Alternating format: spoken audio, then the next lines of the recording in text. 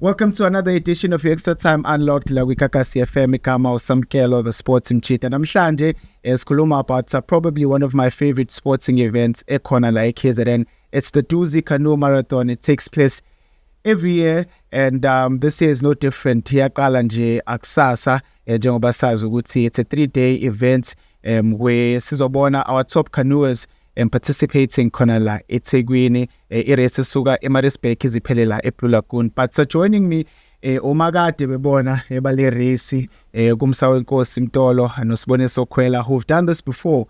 So I'm just going to take this moment to welcome them la kwiKakasi FM. Ngicela ngakhwela. Yeah, thanks for having us on kwiKakasi FM and thanks to all the listeners. Sibingelela abalaleli sibonge nethuba esitholile namhlanje kwiKakasi. Yeah, mhlawumbe mesiqala nje la ama preparations enu alomjaho wangalonyaka ahamba kanjani. Ngiyazi ukuthi in 2024 ngiK2 you guys came up close and ahlula uAndy Beckett ngabe this year bafethu kuhamba kanjani amalungiselelo?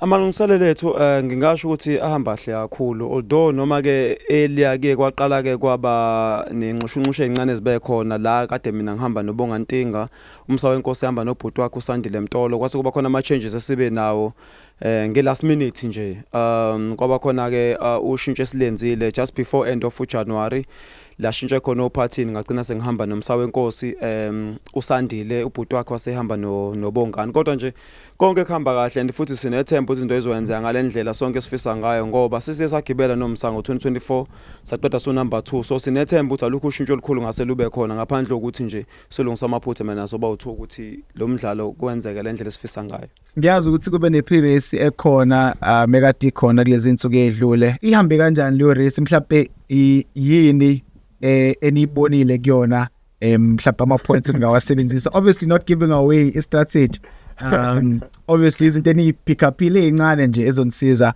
emasiqala irace.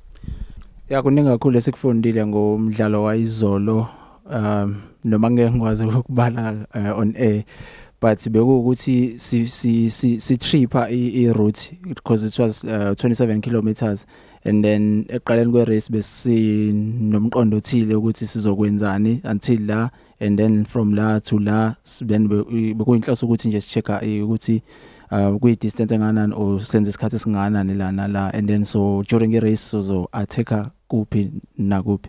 Yeah, mhlawumbe msase senikhulumile amongst you two ukuthi uba uzobe ngaphambili lapha kwi-box noma mhlawumbe solinda sibone ukuthi kwenzakala njani ku day 1.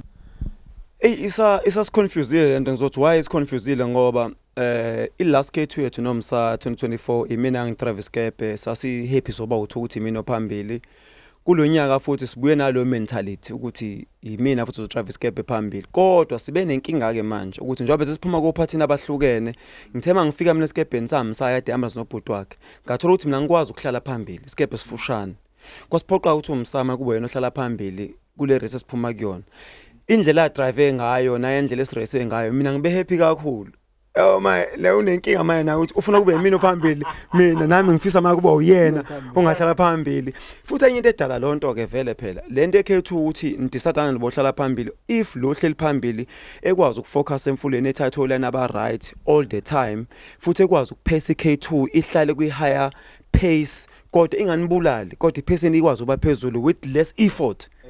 Lonto iyayisiza K2 kakhulu and mina ngengidisade nje umuntu ukuthi futhi nginjalo uma ungabe uzophathana ophathini bami abaningi nginalo inkinga mina ukuthi mina ispeed sami hlesi phezulu must dropper kancane yabo nje mangigijima mina ngibuye gijimene ngene emanzini ngibuyela kule rev le ekuyiyona mhlawumbe egcina mhlawumbe ilimaza abanye abantu abaningi but ke ngicabanga ukuthi sazohlala phansi nomsa mhlawumbe sibuke izinto ezincane ke manje ukuthi makuwena phambili ngoba bese ngalithola ithuba ngoba umsa ugibela izolo phambili so namhlanje savuka seza la ekhaya sikahlala phansi uthi indoda izolo la kubone kanjani mina ngibone kanjani sazodecide kahle kahle ukuthi ubani ngempela uzophatha steering. Yeah ngibonile ukuthi ngiyacabanga ukuthi nekuzwa kwiDuzi bethu isikhathi esiningi abantu amehlo abo abaningi asuke ethenjo kuAndy Beckett sibonile ukuthi this year wenze into esingakazi sibone yenza mhlawumbe sekwayenza kanye in that kwi-K2 phinde wabuya nopartner ufanayo mhlawumbe lo muntu uzogcina ehluleke kanjani bafethu ngoba he's been dominating this race for angisazi ukuthi minyaka emingaki manje, but what will it finally take ukuthi nikwazi ukuthi nimhlole?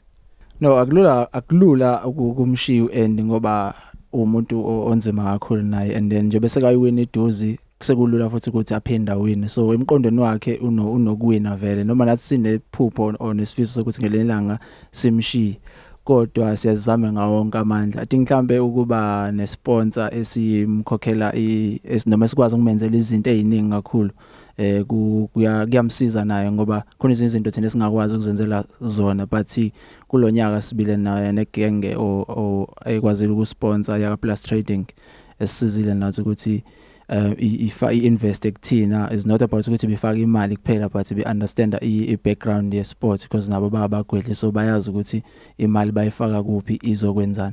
So nathi kuyasinikeza ke manje umdlandla nethubo lokuthi sikwazi ukuzibonakalisa, noma ngeke kuze kube lula, but sesikwenze konke and sesiyazi ukuthi sizomzama kuphi uEndi or sizohamba kuphi thina or sizokwenza njani during i-race. So sesinayo leyo idea ukuthi sizokuzama kanjani.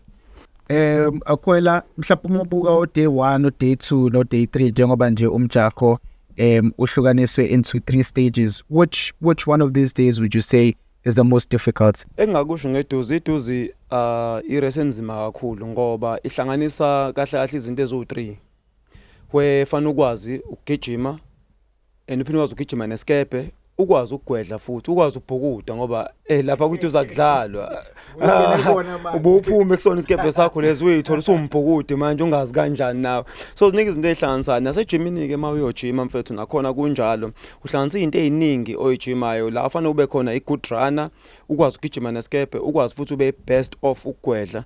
So nje lo ma challenges maningi kakhulu manje isikhathi uhlanganisa zonke lezo zinto lezo umzimba ukhandleka kakhulu, lefanele uthola izinto ke ezikwazi ukureplace ke izinto ezisegazini ezilahlekayo.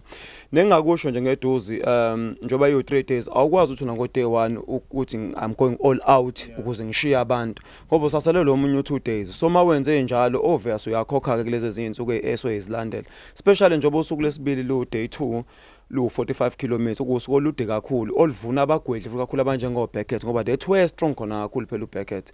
So le nto yenza manje ukuthi njalo ngo day 1 ukuthi ma sidlala u day 1 thina sibe nalento yokucabangela u day 2. Yena mayekhodla u day 1 akawucabangela u day 2 ngoba uyazi u day 2 is my day. Yabo manje wena uhamba ugade ukuthi kusasa kuzowenzakalani, yena anandaba namhlanje uhambela ukuthi makuvuka kusasa bazongithola. Manje lenzo ukuthi ke kube nzima yena kuthina manje ukuthi eish mawuthi ucabanga uku-attacker ucabanga usula kusasa uthi ikusasa vede lude futhi usuku. Yeah, and amsa umubheka mhlawumbe level yamanzi nequality yawo kulonyaka from esenikubonile ungacomment uthini ngalokho? No, i-level ibe right kakhulu yamanzi, sibonga i-rain dance over the night. Yeah, kodwa ibe right kakhulu mhlambe about 28 cubics, and if it using ngana le level ngayidle kakhulu with the water quality. I'm not sure exactly, but I've heard before the upper section from micro to low level bridge where there are sewage that are going into the water, and then I don't know who's ever responsible for cleaning that stuff. I think if they can sort it out and then bring back our race to NCC at Macro, that will be an amazing event to have like before back in the days, because the number of dues now is starting dropping because of the people, they're getting sick and all those doozy cards and stuff. So if they can sort it out that thing, and then I think would be perfect. So i-race yangalonyaka nasaqala e-Bishop Store. Yeah, saqala Bishop Store to eThekwini. Bulakon, yeah. Mhlawumbe abalandeli benu, because obviously ngiyayazi iduzi, it's have been covering it for so many years manje. Mhlawumbe abalandeli benu bangalindelani kunina kulonyaka? Ngiyazi ukuthi on the ground i-support inkulu abantu befuna ukuthi hey ake kusuke manje uBeckett manje kuwine. If I'm not mistaken, you guys would become the first black people to win the race uma ningakwazi ukwenza njalo. Yeah, that will be a dream if we can win with IMSA this year. That will be a dream come true, not only for us, but for our black communities where we're coming from. And yeah, what I can say to my supporters is that this year is gonna be a good year. Yeah, for Indle Mnyama, ngoba igenge eningi sibonile igenge strong kakhulu la nje wasibonile uSandile Mtolo izolo benobonga Ntenga bewine le race abayiwina izolo and there are guys that are coming up umsiya Thabani Msiya beno Phathini wakho uSiyanda kwaManda abanye abantu abastrong kakhulu labo so nje leduze ngicabanga ukuthi abantu abamnyama khona izimanga engenza abagcine bezenza ngendlela esibuka izinto zenzeka ngayo so kuma supporters engikusho ukuthi ngicela abaphume obuningi babo basupport from day 1 up to day 3 bagxishe lapha ephilwa khona kube kumgqibelo umuntu ana excuse abasabathayo siyacela abantu ukuthi babe khona abazeli ukuzosebenza abazeli ukuzopheka bazoshaya izandla kuphela mfowethu mhlawumbe Mtolo wena amagama akho okugcina ngathini Mhlambe let me start here to thank Plus Trading for the great sponsorship that they gave us with Sibonelo for Duzi. We really appreciate their generous support. And then abalandeli bethu basemakhaya siyabonga kakhulu ngesupport noma sometimes we feel pressure ukuthi hey uma ngenzanga kanje ngendlela abafisa ngayo you feel like ubalethe down although kungekho lula kodwa naloko futhi kuyakumotivate ukuthi hey Moses uthi uyakhathala ubuyocabanga ukuthi ngizothini ekhaya ungakhathala kanjani ukuthi uyadlula kikizo umama bakushawa amakhwela khona futhi ukukhathala but no ways futhi ngoba phela abo labantu abasobe semfulweni bonke thina sibathatha njengoma wethu nobaba wethu nodadewethu nabafowethu so uma ubabona yazi ukuthi masemanzini thina khona into engifisa ukisho nje la masemanzini thina angikwazi ukubona ngaphandle uthi ubani and ngiyazi abantu ba expect ukuthi hawu ngiyamemeza kangiqalazo uyabona njoswesi lapha mfethu ingqondo isuke mfethu kwizone sithu focus ukuthi angifuni ukulahla isite kulento esengiyicabangile nengiyifunayo suke sibezwa kodwa ngiyezwa yabona ngithatha umemeza ngiyezwa kusho ngaphakathi kumina kuvuka umunye ukuthi abantu bakithi mfethu bayibona into esiyenzayo yabo so ikona sikubongayo thina lokho kakhulu bangapheli nje amandla ngisho ngithi onethuba nje afika zosupporta kulonyaka ngeke sibaphoxe sizozama nokuthi lapha eGaging West sizozama lapha ukuthi eGaging West singagaxeli so because wonke umuntu mayibona leya video yethu I think ina 1.2 views kwi Planet Can everyone uyayibona nje lapha ku YouTube ahleke and stuff so it's funny but yeah kumnandi kakhulu siyabonga. No, siyabonga kakhulu bafethu and thank you for making time to come join us la kwiKakasi FM Extra Time Unlocked Wednesday edition. Uyazi ukuthi KZN sihleze sikuphathela italente elikhulu kakhulu when it comes to everything sports related khona la eKZN. Sibonge kakhulu egama uSamkelo the sports mchita. Danko.